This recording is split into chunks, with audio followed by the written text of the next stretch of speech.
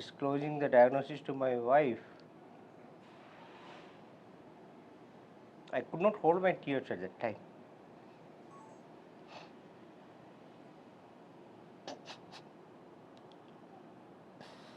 All that is there, but at the same time there is hope. There is hope that one can deal with it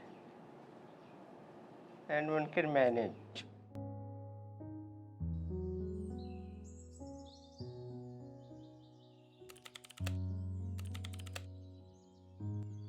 So it was about 10 years back, I think in 2012, beginning 2012, my left arm started slowing down actually. It was not much of trouble, so I ignored it. But then it started becoming more troublesome. I thought it might be RSI, which is a repeated stress injury. It's very common in IT industry actually. So I started doing some light exercises after my morning walks, but it didn't help. Some later I showed it to a doctor, a general practitioner to be precise. He thought it might be frozen shoulder. He recommended physiotherapy, so I started doing physiotherapy. Initially that physiotherapy seemed to help, but after some time it started becoming worse. That's when I went to my orthopedic doctor, and orthopedic referred me to a neurologist. For the first time, I think on November 21, 2013, I cannot forget that date. My neurologist for the first time told that it may be Parkinsonism or perhaps Parkinson's. So it's 9 years since I was diagnosed with Parkinson's.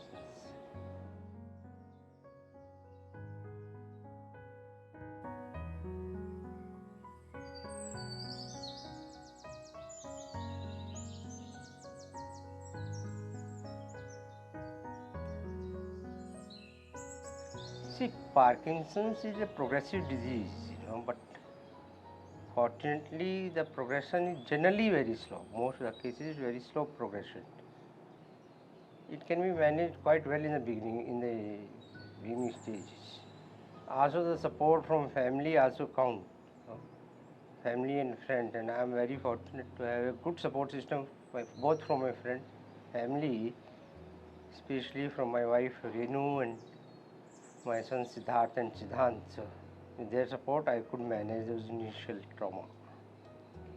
There can be many challenges. Your hands, your limbs may start tremors and or they may become very rigid and very slow. Your leg may start dragging and hands may stop swinging when you walk. So your walk becomes more arduous and more tiring. You may get into depression, you may see hallucinations.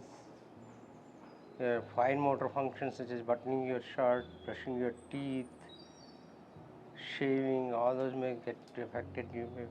And good news is that every patient does not get all these symptoms. Parkinson's is a very individualistic disease, so we should not get too much discouraged or distracted by reading about it on the net and seeing all these symptoms. And also, as I said earlier, it can be managed quite well, especially in the initial years if you go to the right doctor. So I also faced earlier I faced the issues of slowing down quite a lot. My limbs became slowing down quite a lot. I could not walk unless I take the medicine and all that. I could not drive after some time, in the disease. After 3-4 years into the disease, I could not drive. But then I opted for what we call the deep brain stimulation or DBS surgery, in which they implant electrodes into your brain with a controlling unit in your chest. Through this controlling unit, they do from a handheld device, they do the programming, so to artificially stimulate your brain.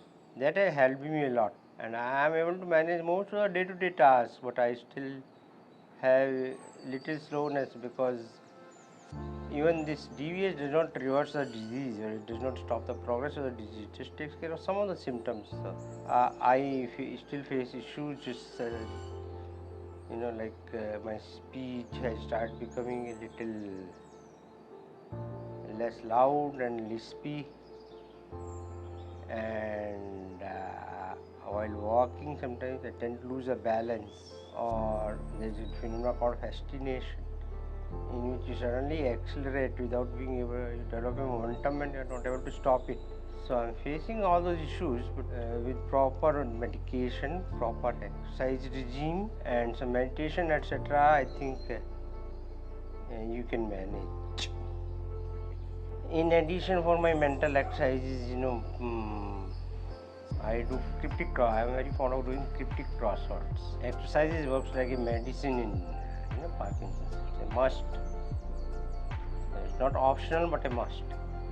Title of the book I have written is Destination Unknown: My Journey with Parkinson's. See, whenever you face a life-changing situation, life-changing illness like Parkinson's, you want to know, how others have dealt with it, how others coped with it, so that you get some pointers on how to manage your own situation.